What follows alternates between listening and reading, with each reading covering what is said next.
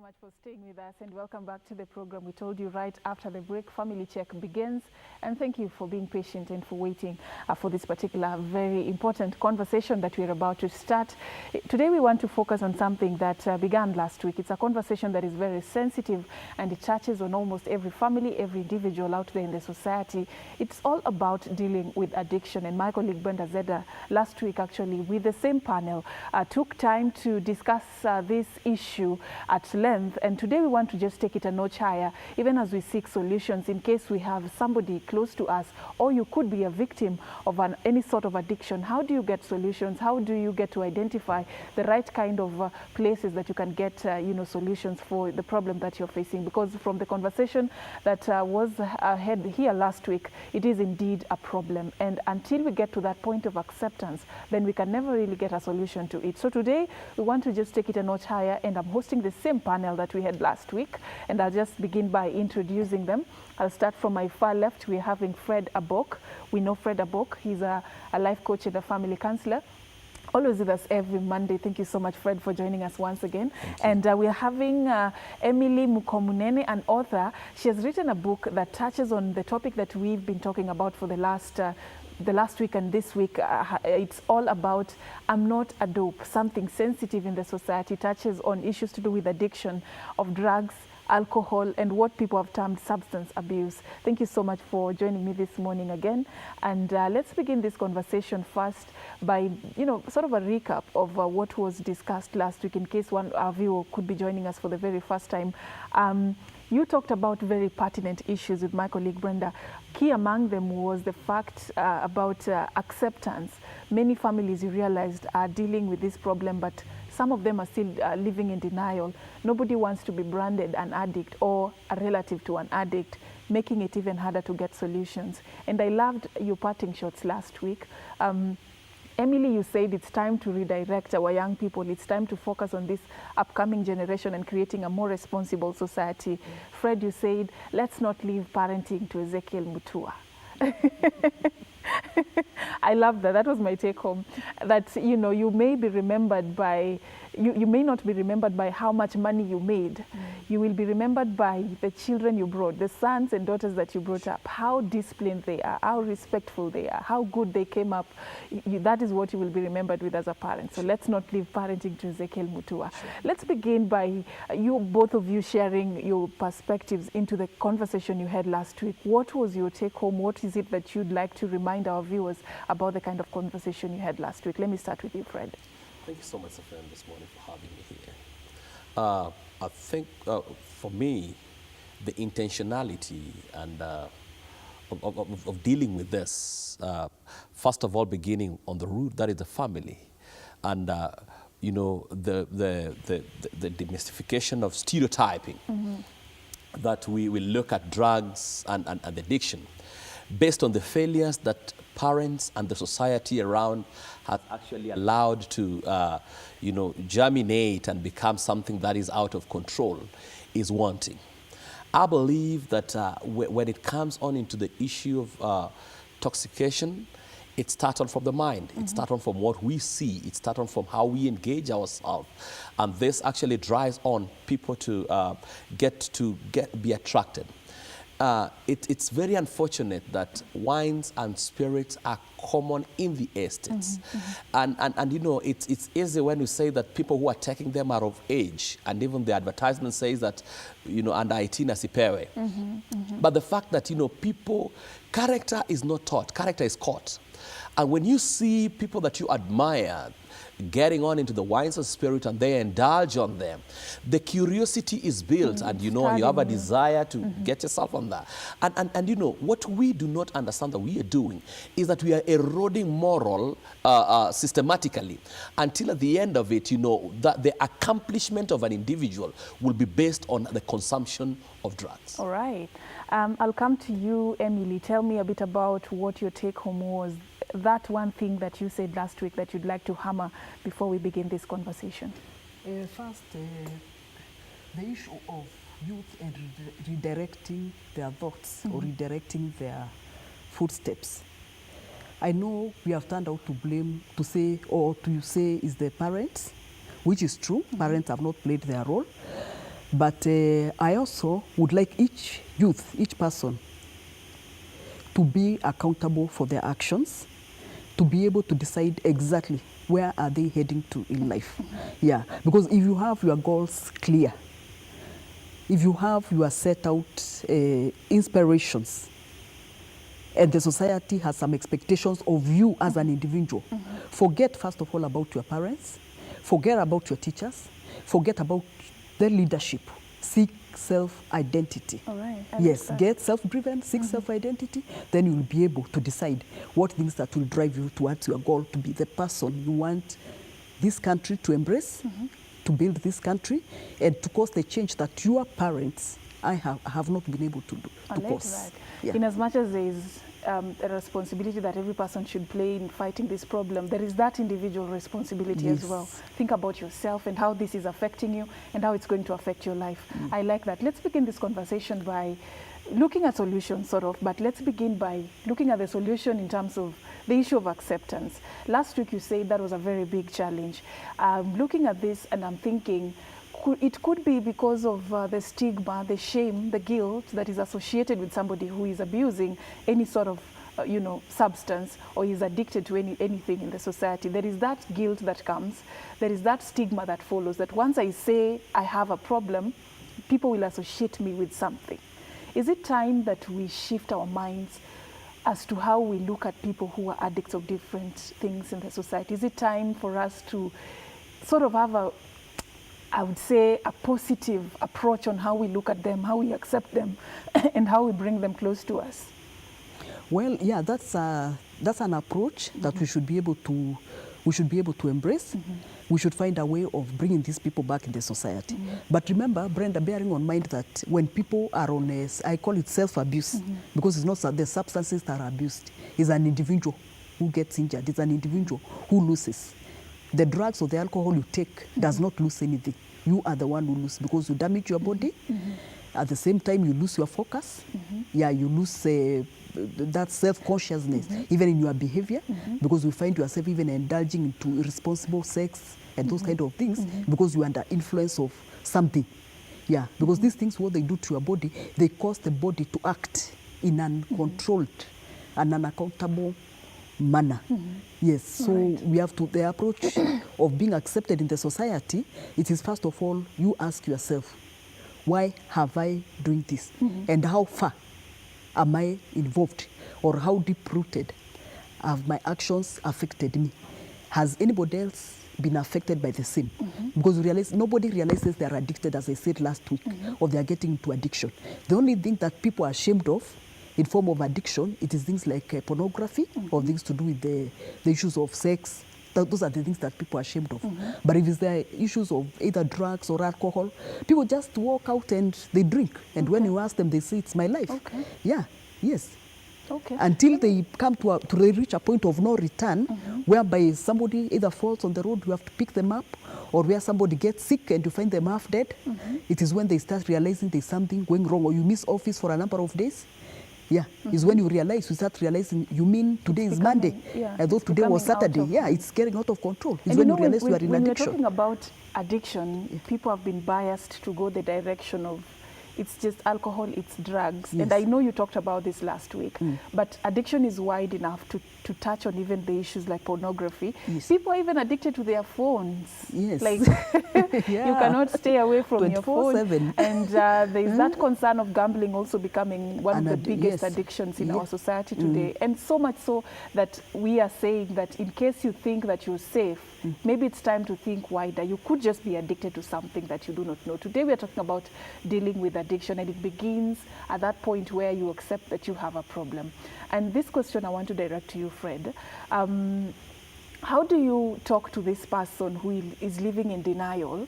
Probably the family members have discovered that there is something wrong. This person is not going the right direction, but they're still living in denial. They do not want to accept that they have a problem. How do you get into that space of helping them accept that they do have a problem when they are thinking in a very totally different direction? Maybe they think, I'm just a smart drinker, or I'm a social drinker, I just drink once in a while. But you clearly can tell that something has changed about this person. How do you get to help them know that they have a problem? The best way to get into such kind of a person is to paint the big picture. what I always want to do is to, what I call, begin with an end in mind. Paint for this person the big picture on their future, the ultimate goal, and begin to build it on from wherever they are. Build it on from where the optimum destinies are, bringing it down to where they are. Then look at some of the blind spots that, if they continue to avoid, can actually be able to antagonize them from reaching on their ultimate goal. Now, on this, now you begin to look at the pertinent issues of denying the sting. Because, there's an element of people feeling that, what, I can cope with this. But on the big picture, there's something that is being eroded. Dams and big valleys don't they just happen overnight. It is a process of something that is taking out of you. And when you get to build on that, and the other aspect is actually to bring out the alternative. Alternative is, because we are not an empty situation. We are a component of something that is actually ever evolving and actually picking up. And so it is important to bring an alternative when you're actually pinpointing on some blind spots. This will actually be able to help somebody and get to know that it's not just I'm being victimized or I'm being eroded onto this, but someone is building me for a better atmosphere and a clear line to where I am heading. It is important for people to get to understand that every goal require systems and regulations to achieve them. And those systems require certain kind of discipline to be able to fix on the ultimate. All right. Yeah. And once we've gotten over that part of accepting that there is a problem here, probably it could be the family has identified that we have a problem, or the individual has identified they have a problem. What is the next step, Emily? Where do we go from that now? What do we do to support this person out of this? First of all, this person has to get an alternative to feeling something that can fill the vacuum that is left by withdrawal. There's what they call the withdrawal syndromes. Those ones are more biological. They happen in your body. But there is also that part that is left, the physical part, that needs activity, that needs to, the energy, either to be filled in or to be released in the society. So a person who has made up their mind that they want to stop either the use of either alcohol or drugs, or even whatever addiction, or whatever addiction it is. Say, this is my last bottle. Yes. Like, this is my last. And it's always the last, and years come and years go. It is the last that never gets to be the last. You involve them in activities. Like, give them something to do, work to do. Even if it is housework, let them do housework. If it is after office work, give them a lot of work in the office to do.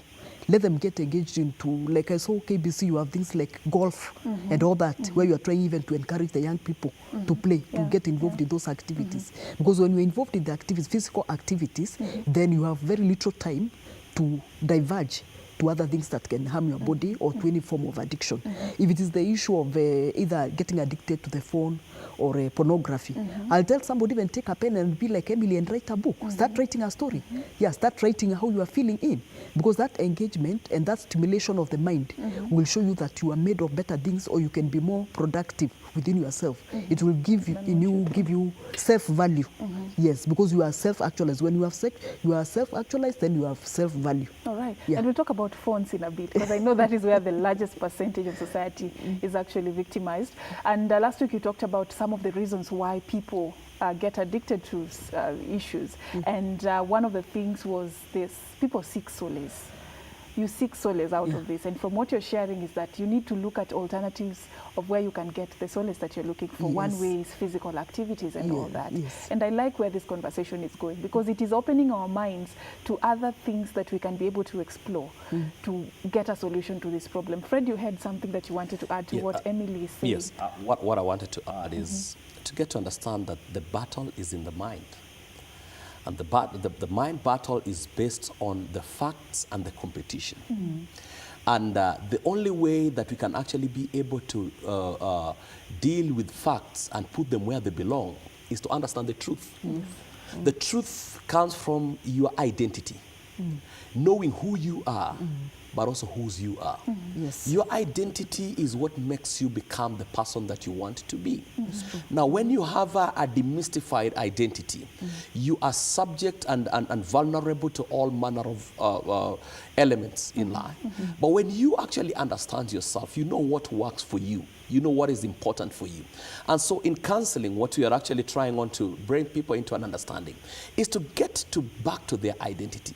And getting to identity is about transforming the mind, your perception and perspective about how you look at things and how you focus on them. Because, you know, when you resolve into drugs, what you're actually saying is that I've lost hope in my inner will to be able to achieve something. And, you know, I always say here that, you know what, failure is not fatal. And the fact that you fail does not mean that life has actually ended. It just, success is not final. And it's just an understanding that you didn't do something better, and there is another way of doing it. Now, it needs, that one is not just happening outside of you. It first of all got to happen inside of you by building on a self-confidence of understanding that, you know what, I can give it another try. Okay, and there's also one thing that I came across. There are people who, you know, somebody who is an addict would justify what they're doing for so many reasons. They would blame their parents, they would blame their wives, they would blame their children, they would blame everybody just to get a reason why I'm doing what I'm doing. And one of the most outstanding reasons that I came across was, it is our thing, it's generational. Our grandfathers used to do this. I don't know, is addiction inherited, sort of? Some people would say, oh, you know, can it be inherited or it's still individual? Because some people would use that as a reason as well. It can be, we can say it's inherited. Can it be inherited? Really? It can be, because we say habits. The environment you grow in, you thrive in that environment. But that is still not a good enough excuse for anybody to use things that are harmful to their bodies. Because if you go even to the, let's say go backwards, because we are talking about identity, knowing who we are, who am I, where am I heading to, what is expected of me in the society. That is where our forefathers were at that time. So you can separate yourself from that environment. Yes, and then from time immemorial, people were using things like alcohol, drugs, and all these things. Even things like leisure, things for leisure, dancing and all that, they were there. But they were in a disciplined society where people could go out dancing and not dancing under the influence of alcohol or tobacco or anything. Just to release pressure. People used to go out playing. Yeah, we may not have the kind of, maybe we have modernized activities, but the same activities, like the juvenile, they were there at that time. And it was a form of releasing the pressure within oneself. If it is the issue of getting together, even having parties and getting together, they were always there. But you will find the people where it will reach where somebody has to take a drink or even smoke, it was an isolated group. And it was ceremonial. It was not anything that was done anyhowly, any time of the day, like by anybody the way it is now. And we display. cannot say, the excuse say it is our generation. No. There is no generation. Remember, if you destroy this generation, there is no future generation. Because you are today, the current generation is our future tomorrow. Supposing your parents had destroyed their yesterday. Because the current things we have in the market, they do not prolong your life. They shorten your life. So if you use them saying it's your generation, remember you are shortchanging your life, because you affect the productivity in the society, both economically, socially, and even continuity of mankind. Because these things are interfering with the reproductive systems. Of the what we are calling the generation, our generation. Yes. And we've had stories of what is happening in other counties where people spend like the entire day drinking. Let's talk about, as we finalize on the issue of alcohol and drugs, so that we get to other forms of addiction as well. Rehabilitation has been termed as one of the, ways to get a solution. And what is it that the family ought to know before you get a good rehab? What are some of the fundamental issues that you need to focus on? Because we've seen a lot of families being taken advantage of commercially because they're so desperate to get a solution for their addiction, they get to be taken advantage of. What are some of the things that you'd advise the family to look out for as they seek help for one of their victims? The first thing is to look at the mental state of the person who is addicted. Look at the mental state. Because we have two things here. We have where you are addicted and maybe you cannot stop. You just keep on indulging into the same habit. And there is where you are addicted to a certain extent that even psychologically you are not ready to stop the habit. Yeah. So we have to decide, do I need a rehab for the mental state? Or do I need the rehab now to come to terms to that I have had enough of this thing, I want out? Because somebody who is in the mental state does not want to stop. So you'll be forcing them. Even if you take to the rehab, you'll be forcing, they'll be taught and be given activities, but psychologically they are not prepared. So you have to weigh the steps. What is offered in this rehabilitation center? What is the state of our person? Yes. Okay. And anything you'd like to add on that? Yeah, as we walk in this you know, journey of when getting it a comes solution? onto rehabilitation, the two things which are very important is the acceptance and adjustment. Adjustment psychologically, adjustment socially, but also adjustment physically and financially. Now, this thing's got to be done in order, even before we think about getting into a rehabilitation. Because some of the elements is actually more indulged based on the environment that we find ourselves into. You know, you find that there's some schools maybe that actually encourage, you know, not really encourages, but permissively ignore the element of drugs. Now, if a student is in that particular school, it's important to change. You know, there's need to change the environment, but also change the friends. Some people drink because of the friends that they are in. Some people drink because of the kind of the work that they do. And you know, one thing that I'm actually spearing out is, you know, there are people who are actually doing wrong thing based on thinking that, you know what, that is the only way that they're going to get the right thing. I am a campaigner that, you know what, education is good, but it is not the ultimate to our goal. It is important for someone to get involved in something that they love doing, they're passionate about it, but they also understand how it's going to get out of it. Lastly, myths are extravagantly, lifted, for lack of a better word, that we have actually exalted myths. Now, to an extent that we have actually eroded the truth of what is happening. You do not pass exam by how much marijuana you smoke. If you find someone ever pass exams because he's smoking marijuana, that person is very sharp and can do better than the way they did. But because one of the signs of drugs and indulgence, it makes you more bright. There are people who speak English only when they are drunk. then that guy is a good Englishman. He's just right. When they're not drunk, you'd wonder where that English went. You do it better when you're sober. It is like saying that I can be able to be active and more visualized when it is dark. Well, the truth of the matter is that you run better when it is light. Yes. And so for that particular matter is that let us get to understand where myths come in and demystify these myths by constantly enabling the truth to come forth. All right. Yeah. Wow, I like that. Let's talk about phones. And people don't know that phone addiction is a major issue. Nowadays you get home and everybody is on their phones. Yeah. You are in a matatu. Those days of, hi, how are you doing? Yes. Everybody is on their phones. It's like this, we cannot live without our gadgets. What is the problem? What is in these gadgets that is really, really so sweet that and glues us to them like throughout the day? You know, the gadgets have brought the world closer. As we say, technology is good, but technology is also very dangerous. Because when you get to that phone, you can be able to communicate with somebody in another world, in another continent. Yeah, you can be able to know what is happening. The phone allows you that privacy to do what you cannot do in public. Visit sites, you know, speak out, even abuse, or even flirt with somebody whom you couldn't see face to face. Yeah, because we are just doing it on the phone.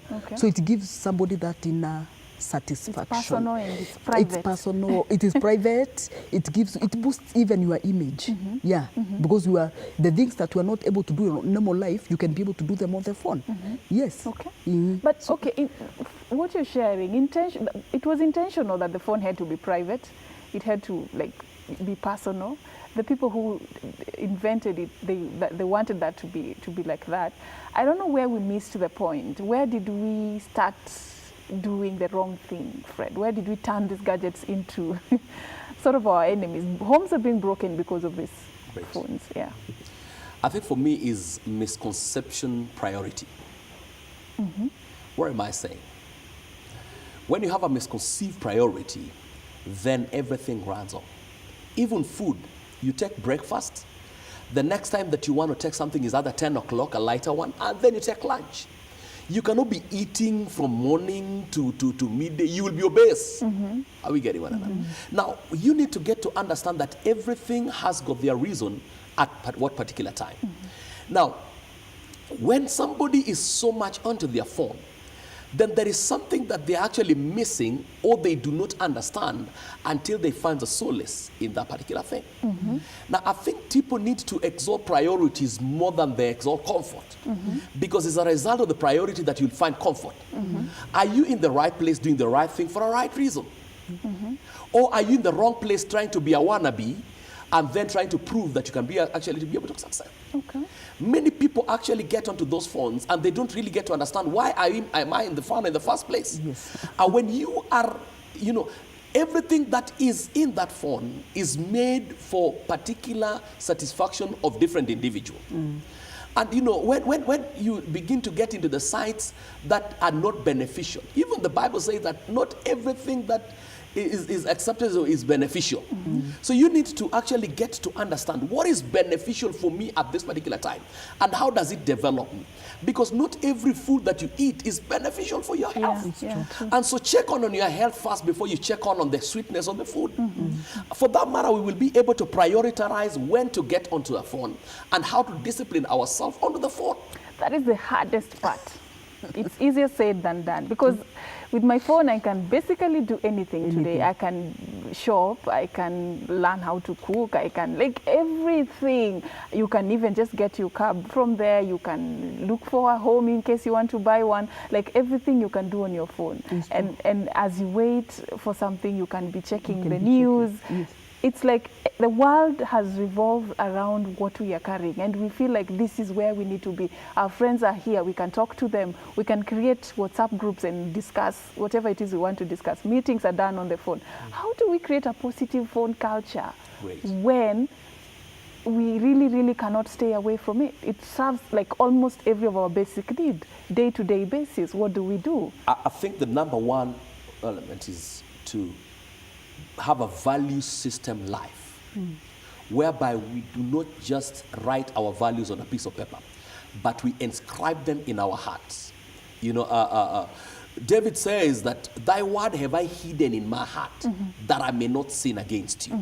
Now in this element is that they are inscribed in that you said, for me as an individual, I have purpose that I will discipline myself on this particular area. If your values are flaws, then every value is acceptable. Every ideology is acceptable. And this goes on in an individual. There is no seminar that I can take you and tell you that this is the 7 steps on how to know how to, use your phone. I wish there was. I wish there were 7 steps to know how to use our phones, because they are making things very difficult for us nowadays. Yes. Yeah.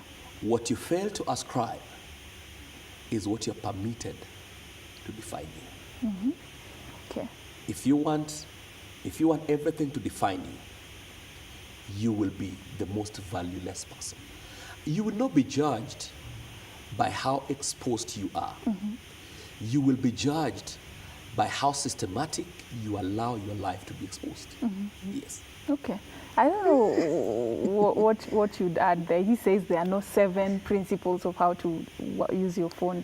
Do you have any principles? Of course. Or you borrow from the same school of thought? No. There are principles. They have to be personalized. Okay. And where it is a family, they have to be within the family, when and when not to use the phone. If it is in the office, you have to agree when and when not to use the phone. All right. Because you have a common phone there. If maybe the boss needs you somewhere, there's a common phone that is handled by the secretary. We also need to understand, as we've talked of knowledge, we also have to know that these gadgets, as we are getting addicted to them, they are also harmful to our bodies. Remember, this is an electronically charged machine. Okay. Yes. And in one of my books, I'm sorry, the doctor must be crazy.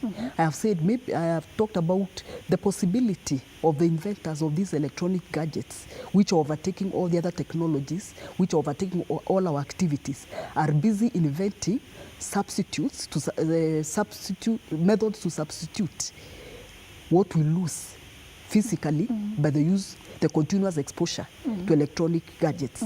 Let's say, for example, like the phone, they are touch screens. Those are the smartphones. Every time you are with the phone, with your fingers, then when the battery is exhausted, it goes low. You are continuously using electricity with your body. Your eyes. You find very young people are losing their eyesight at very young age because of getting glued either on the phones, television screens, the phones, or even the laptops. So we have also to start seriously thinking about what are the long-term effects of these gadgets. Yes. If you find something is going wrong with your body, ask yourself, what am I addicted to? Is it the power, the electronic gadget, or what is it that is making me lose my eyesight? Yeah. And it's unfortunate that even phones are parenting nowadays.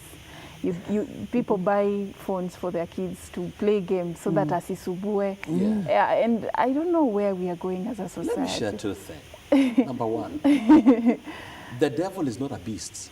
And I want to warn people out there. Okay, I thought he was. The devil is not a beast, black, big horns, I thought he's ugly some mouth, sort of a giant and beast. that when he's coming, you can know You can and see run that away that the devil is coming.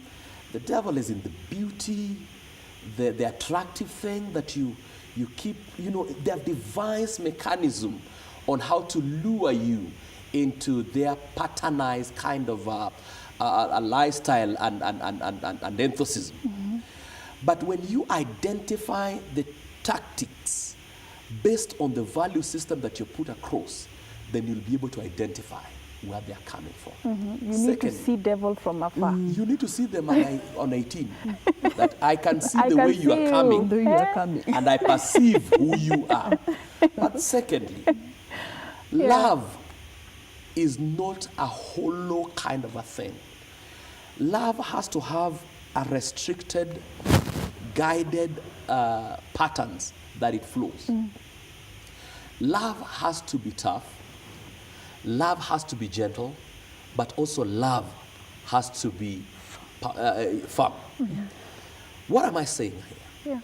When you love somebody, you need to look for the best in them and develop the best for them. Sometimes love requires denial of some things.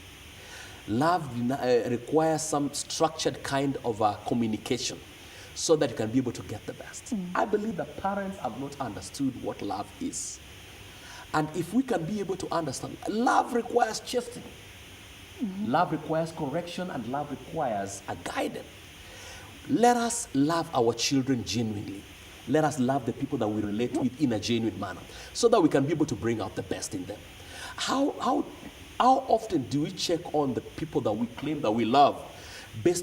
Do we make them be the way we are so that they can actually be able to come into where we are, or we are destroying them where they are based on how exposure that we do to them? As a parent out there, make sure that as you love your child, expose them to the right way. Can you be able to enable them to be better than you, if not like you? Yeah, true. That's really challenging and powerful. Yeah, you need to think in terms of how do you make your child better than who you are, and that is a 24-hour job. Like, it's full time, and I wish parents could know that it's full time. We are coming to the end of this particular conversation, unfortunately, because of time. But I'm sure that from what we've shared, somebody knows how to go about whatever sort of addiction that they're going through. I'll give you a chance to give me your final remarks as we bring this program to a close. What do you want our viewer to remember, Emily? Remember, your life lies in your hands. There is no one who can shape your future. Don't wait for the government to do it for you. Don't wait for your parents to do it for you. Don't wait for your spouse to do it for you. You are the only one who can be able to decide what you want. Take hold of your life. Take hold of your destiny. Shun the habits that will stop you from achieving your goals and aspirations. Yeah, take the lead, for you are the leader that we need, not of yesterday, or not the leader of tomorrow, but the leader of today. Yes. All right, thank you so much, Fred. I know you've given us a lot of wise words, both of you, but then still, what do you leave our viewers with Great. this Monday? Number one, there are things you can recover and there are things that cannot be recovered. One of them is time, which is so precious. I discovered the other day that there are things that I used to do and I cannot do them right now. Every second that passes is an opportunity for you to make a decision that will actually be able to determine how your future will look like. Today is a great platform to define how your tomorrow will look like. Though yesterday is gone by its mistakes and challenges, but today lies on a platform for you to be able to make a decision. You are the future that everyone is looking for. Do you know that every one of us is built within inside of us? A dynamite that has never, very unique, has never been exposed by anyone else. And in fact, when you fail to expose it, you will be doing a disservice to the society by going on the grave with it.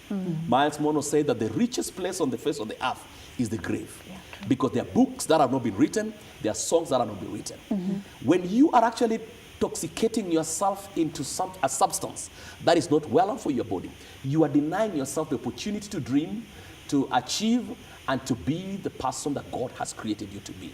And lastly, mistakes are inevitable. The fact that you did a mistake is like falling down on the ground. You don't have to stay there. Pick yourself up, dust yourself, and begin to move forward. Because life does not stop by how you fall, but how you pick yourself into the next level. All right. God bless. Thank you so much for your time, both of you. And I've really learned a lot from what you've shared with us.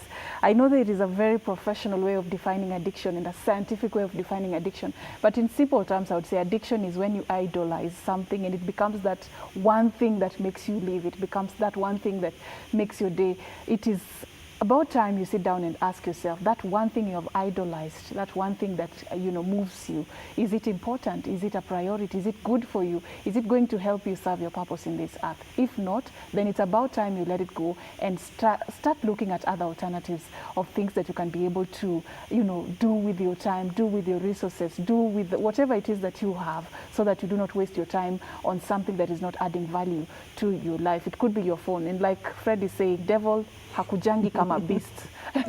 He comes in these beautiful things that we like so much, and we spend our time on. Muone from afar and start avoiding all those things that will challenge you and stop you from getting to your destination. Thank you so much for watching. We come on Monday with Family Check, other issues, but for now, it's a wrap. Have a nice day.